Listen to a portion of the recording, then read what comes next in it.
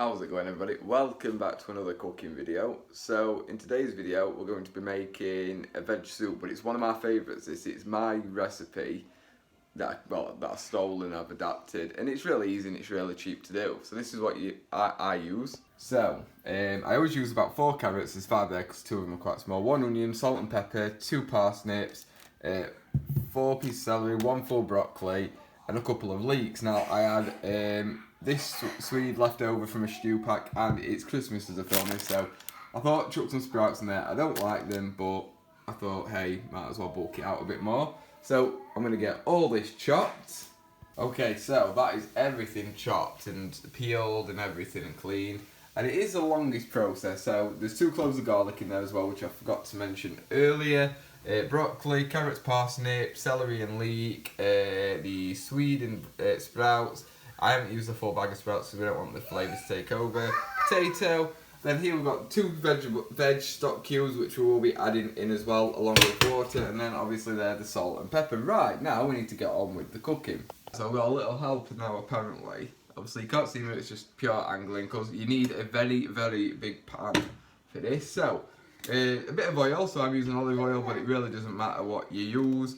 That's just obviously because first thing you're going to do is be frying off the onion and the garlic. Okay, so now we're going to add in the onion and garlic. Now when you, oh god, you can't see because it's lighting. When you chop the onion and garlic, it really doesn't need to be chopped finely or anything like that, because it's going to get blended up later anyway. So all that just straight into the pan. Just fry it off a little bit until it's soft and a bit brown. You just want to let its flavours release. Make sure it's all, well, it's not the end of the world if it's done, but try and separate it a little bit. Just chop it with a spoon.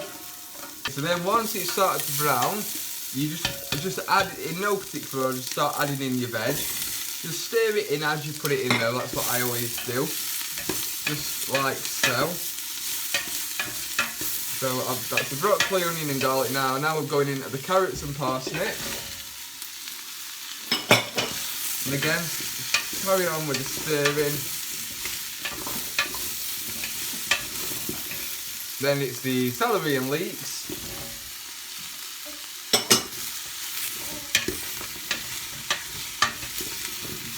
And then what we've got here, Swede and sprouts. Obviously sprouts I don't normally put in because I'm not a big fan of them, but it's Christmas veg, it's on offer and it's going to bulk it out. And then the potatoes, the 2 stock cubes, chuck them in. It's really going to be difficult to mix now, but that's not really the end of the world. It doesn't matter if you can't. So then we're going to add in water.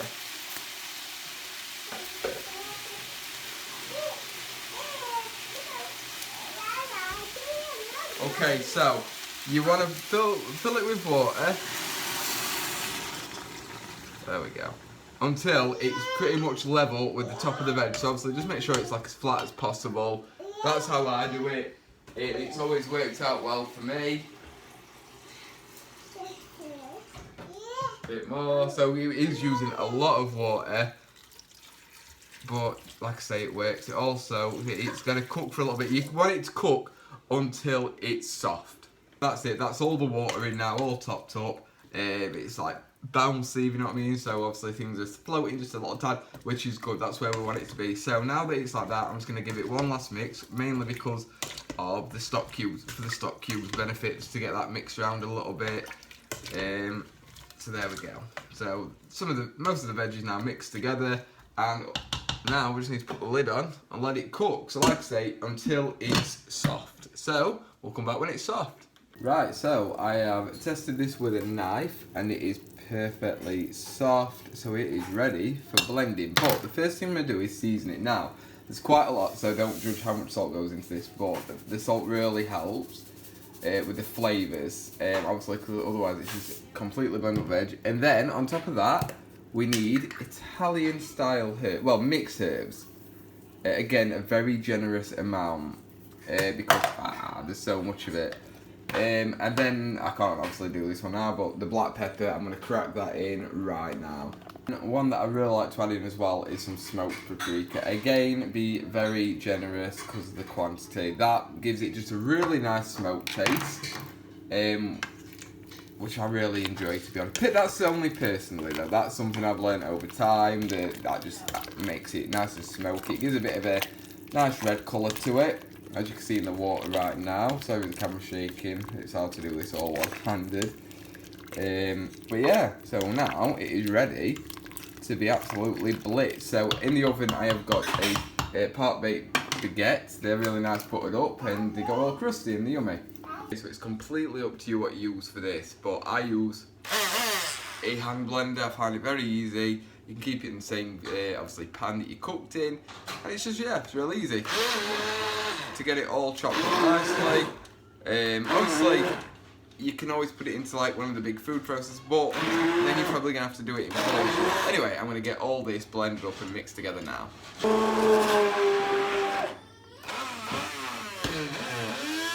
Okay, so that should be about right. Now, there might be some lumps in it. Obviously, it's a very big soup. You're not guaranteed that you're going to get it all blended up straight away, but that's not the end of the world.